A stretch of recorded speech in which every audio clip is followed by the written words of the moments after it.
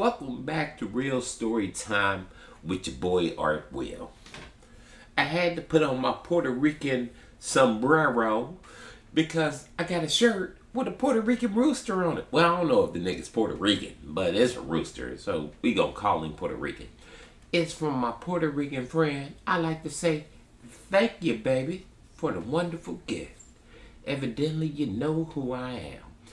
So, I'm gonna talk about the two times I tried to do crime. You know, the second one was I tried to sell crack. It was like the 90s. It was like 91. Tried to sell some crack. The only person that I know that was enjoying crack was my Uncle Joe. So I took these rocks over to him. And I was like, Uncle Joe, do you know what I can do with these? He was like, you can give them to me and I can see what's happening. I was like, but that's $20 right there. He was like, if it's good, you get your money next week. And I was like, all right.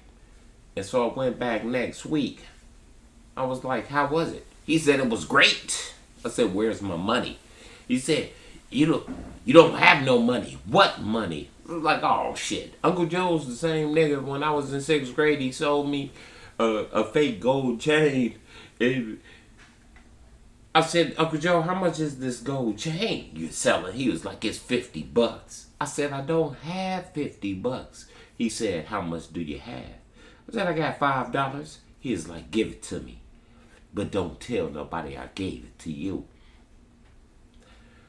I went to school. I wore that shit for like 2 days. My whole neck turned green. I was the laughing stock of the hood. So I never fucked with Uncle Joe again. The first time I tried to do some crime, it was me and my cousin, man. You know, I was like 16, 17. Got fired from Ponderosa. Fucking with man. I was supposed to go in on New Year's Day at 6 in the morning to clean the shit up. Me and him had been hanging out all night. He took the phone off the hook. No interruptions. That's what he said. No interruptions. Got fired. My mama was mad. I couldn't pay rent.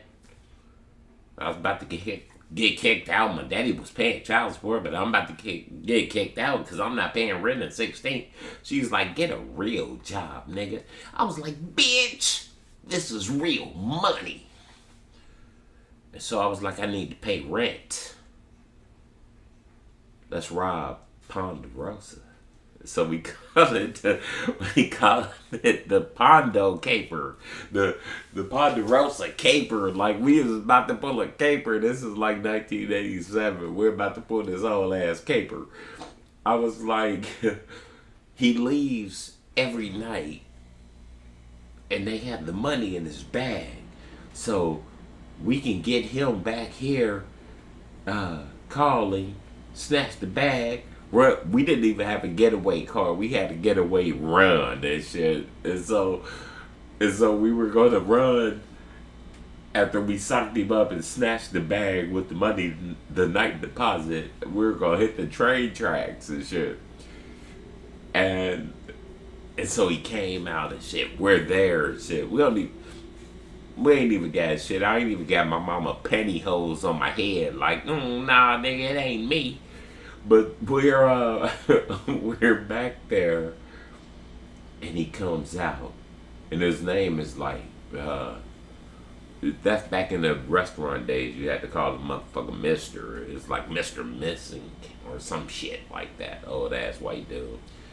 He's all right, and so I wanted to call him, but my voice wasn't there.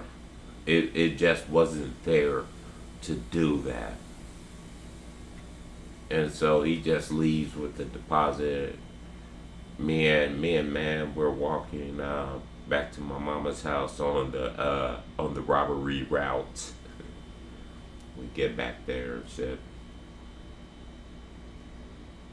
That was like 1987. 1988. I I left Cincinnati, and I'm glad that robbery didn't take place because my life would have been totally different. Now, my cousin I'm a few years older, but from the time he was 17 till he was 27, this is what he told me. He never had a birthday on the streets.